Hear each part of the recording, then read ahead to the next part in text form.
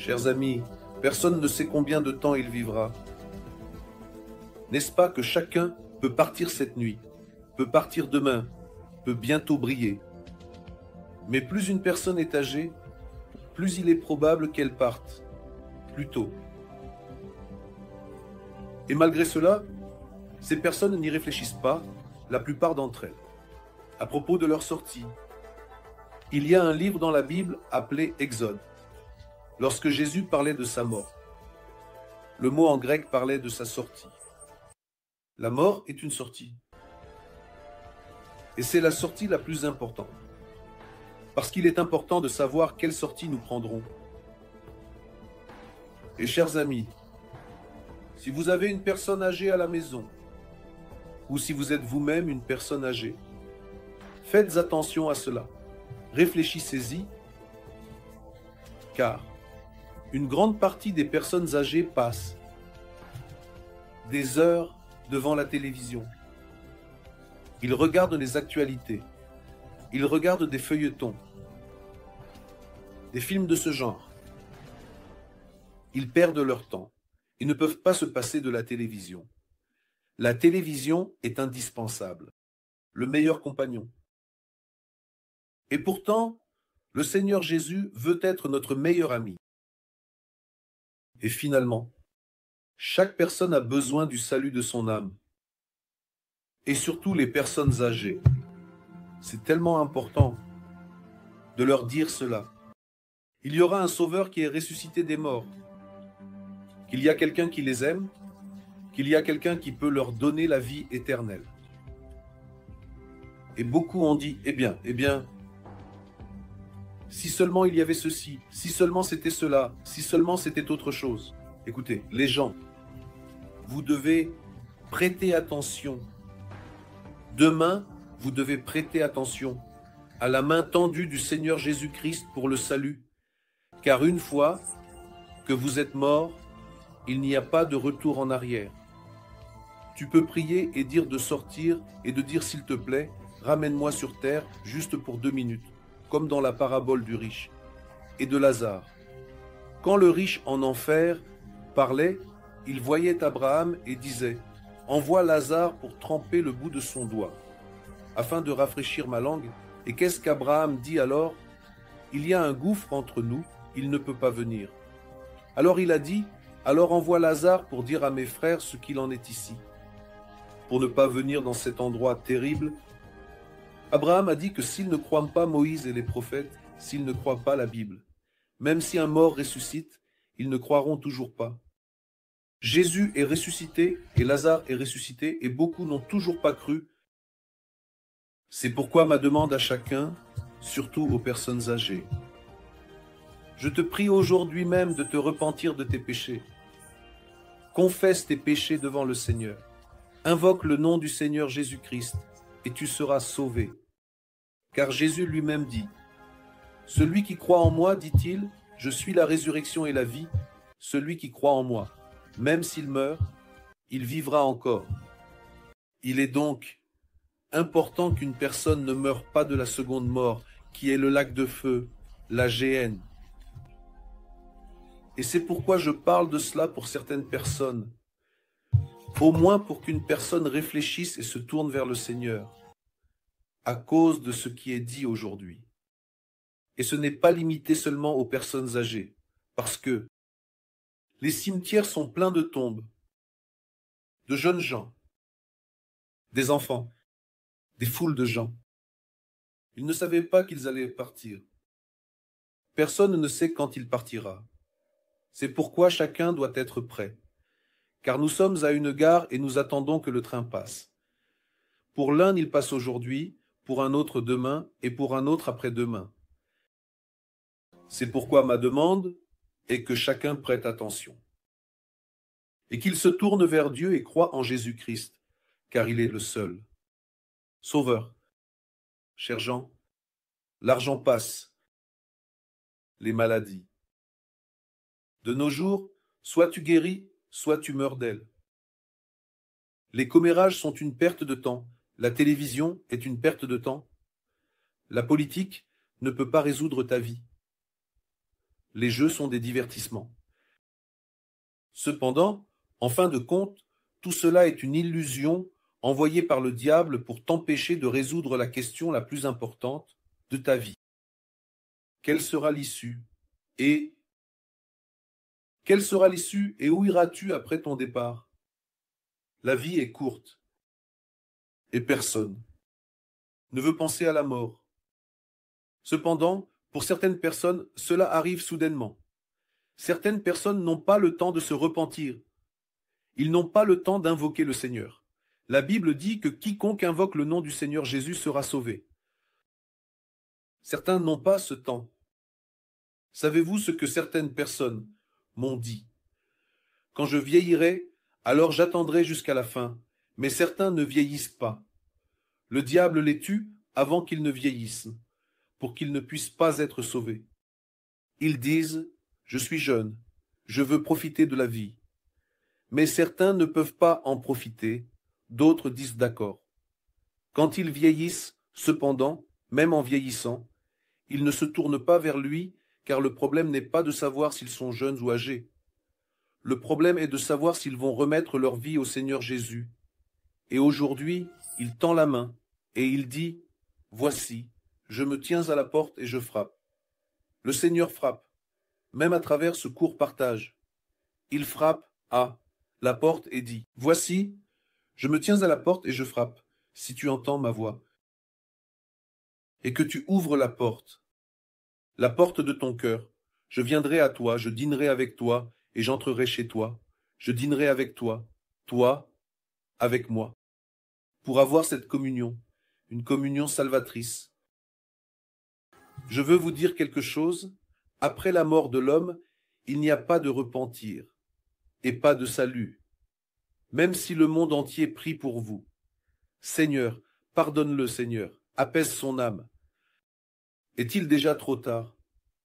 Lorsque la mort arrive, invoque le nom du Seigneur Jésus tant que tu es vivant, tant que tu respires, même pendant que je parle. Car le diable essaiera de te distraire par quelqu'un qui t'appelle au téléphone, qui t'annonce quelque chose, qui t'invite à cuisiner, à regarder la télévision, les films, tout cela pour te distraire et t'empêcher de te tourner vers le Seigneur. Cependant, le Seigneur insiste: je t'aime, je veux te sauver, je veux te donner le don de la vie éternelle. Mais ce que tu dois faire, c'est l'accepter. Aujourd'hui, si tu entends sa voix, n'endurcis pas ton cœur, dit le Seigneur. Aujourd'hui, sa voix se fait entendre. Demain, il pourrait être trop tard. Aujourd'hui, tourne-toi vers le Seigneur. Aujourd'hui, invoque le nom du Seigneur Jésus. Aujourd'hui, confesse tes péchés. Confesse le Seigneur Jésus comme ton Seigneur et Sauveur. Tourne-toi vers lui, aujourd'hui, pour recevoir le salut. Qu'as-tu à perdre? Qu'as-tu à perdre en acceptant Jésus? Que perdras-tu? Mais si tu ne l'acceptes pas, tu peux tout perdre. Parce que la vie sur cette terre est temporaire. Mais l'éternité est éternelle. Et il est plus important de savoir non pas comment tu vivras sur terre, mais où tu iras dans l'éternité. Seras-tu au paradis? Dans la présence du Seigneur, où il y a la justice, la paix, la joie dans le Saint-Esprit, l'amour, la liberté, la lumière. Il n'y a pas de douleur, pas de maladie, pas de mort, pas de faim, pas de pauvreté. Ou iras-tu là où il y a l'absence de sa présence, dans la géhenne de feu, où le feu ne s'éteint pas, où l'on meurt pour l'éternité? C'est pourquoi, cher être humain, es-tu un homme ou une femme? Un homme âgé, une femme âgée, des jeunes, même des enfants. Acceptez l'appel de Dieu pour sauver. Et me voici en ce moment sur terre. Je veux que ma bouche soit utilisée pour le royaume de Dieu. Je veux que mon corps soit utilisé pour le royaume de Dieu. Que la technologie soit utilisée pour le royaume de Dieu. J'utilise ce moment pour vous aider, Et comme je l'ai dit, si je peux aider une seule personne à aller au ciel, je serai heureux, au moins pour une. Mais si je peux aider tous ceux qui m'entendent et n'ont pas accepté Jésus, à l'accepter, juste pour pouvoir t'aider à l'accepter, car maintenant tu ne peux pas réaliser. Qu'est-ce que tu perdrais à ne pas l'accepter? Cependant, un jour, quand tu réaliseras, il pourrait être trop tard. Et c'est pourquoi je m'adresse à vous aujourd'hui, avec une demande, de vous réconcilier avec Dieu, d'accepter son Fils comme votre Sauveur. Tu peux dire, mais ce Dieu n'a pas de Fils. Ce n'est pas vrai. Dieu a un Fils. Ne crois pas aux mensonges. Tu peux dire, mais c'est juste un prophète. Ce n'est pas vrai. Il est le Fils de Dieu. Il est aussi Seigneur. Il est ton Sauveur. Ne crois pas aux mensonges. Tu peux dire, mais il n'est pas Seigneur, c'est-à-dire seulement un maître. Ce n'est pas vrai. On te ment. On te ment. Cela peut te coûter la vie. Quelqu'un peut te dire, il n'est pas ressuscité des morts. C'est un mensonge. Il est ressuscité des morts. Quelqu'un peut dire, il n'est pas mort sur la croix, et c'est un mensonge. Il est mort sur la croix et est ressuscité des morts. Ne croyez pas aux mensonges. Croyez en la vérité. Ce qui m'étonne, chers amis, c'est à quel point les gens croient. Quelle foi forte ils ont dans l'illusion. Par exemple, quelle foi forte certaines personnes ont dans le fait que le monde est apparu à partir de rien. Juste une sorte d'explosion. Je dis que tu as une foi si immense. Croire qu'il n'y avait rien, que ce rien a explosé et que tout est arrivé, tout cela demande plus de foi que la nôtre. Parce que nous croyons qu'il y a un Dieu éternel, qui n'a ni commencement ni fin, qui a créé tout, ce qui est très utile à croire, et bien plus logique que de penser que tout est apparu à partir de rien.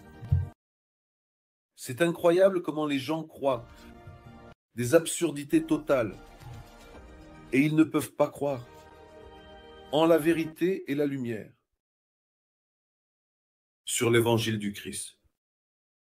Et ainsi, le Seigneur Jésus t'attend maintenant les bras ouverts. Il attend que tu l'appelles, que tu l'invoques, pour te sauver et te donner la vie éternelle. Ne te pose pas de questions, ne remets pas à plus tard, mais accepte et prie et dis, ô Dieu, pardonne-moi pécheur. Pardonne-moi pécheur tous mes péchés. Je reconnais que je suis pécheur. Aujourd'hui, j'accepte le Fils de Dieu, Jésus-Christ, comme mon Seigneur et Sauveur. Je crois que Jésus est le seul chemin vers Dieu. Et je veux le seul, vrai chemin vers Dieu. Jésus est le chemin, la vérité et la vie. Personne ne vient au Père si ce n'est par lui. Et maintenant, Dieu, je me repens de tous mes péchés. Et je te demande de pardonner mes péchés, ma culpabilité, mes fautes, mes méchancetés. Pardonne-moi, ô Dieu. Lave-moi avec le sang sacré de Jésus. Je crois que Jésus-Christ est mort pour mes péchés et est ressuscité pour ma justification. Seigneur Jésus, Fils de Dieu, sauve mon âme. Sauve mon âme. Donne-moi le don de la vie éternelle. Inscris mon nom dans le livre de la vie. Je veux vivre désormais. Je veux être avec ma famille. Miséricorde, Seigneur. Miséricorde, Seigneur. Accorde-moi la grâce du Christ.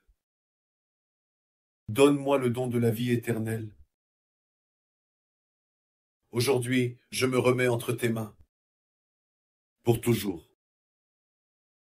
Je suis à toi, ô Dieu. Je te remercie de devenir mon Père, et moi, ton enfant. Et j'accepte le Seigneur Jésus-Christ dans mon cœur. Je te remercie. Gloire soit rendue. Au nom de Jésus, je te remercie. Amen. Maintenant, moi aussi, Dieu, je te remercie pour chaque âme sauvée. Par ces mots, avec cette prière, je te remercie, Seigneur. Je te prie vraiment pour une nouvelle naissance. Il y a 2 salvations, visibles et vivantes, et que personne n'aille en enfer et dans la géhenne de feu, mais que tous, leur nom soit inscrit dans le livre de la vie, et qu'ils acceptent le précieux don de la vie éternelle. Je te prie et te remercie avec foi pour les âmes sauvées. Âmes sauvées.